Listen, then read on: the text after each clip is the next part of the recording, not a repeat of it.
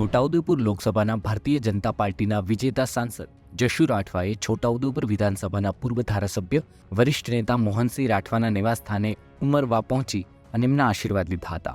પૂર્વ ધારાસભ્ય અને વરિષ્ઠ નેતા મોહનસિંહ રાઠવાએ જશુ રાઠવાનું સ્વાગત કરી અને તેમને શ્રીફળ અર્પણ કરી અને ભવ્ય વિજય થવા બદલ શુભકામનાઓ પાઠવી હતી. સાથે જ જશુ રાઠવાએ એમના આશીર્વાદ પણ લીધા હતા.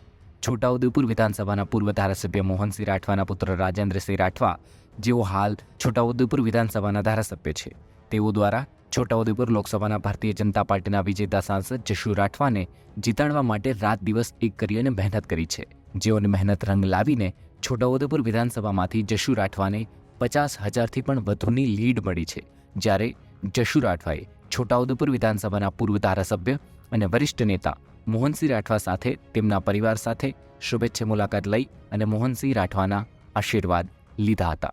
વાઇબ્સ ઓફ ઇન્ડિયા માટે આ સ્ટોરી લઈને આવ્યા હતા રેહાન પટેલ,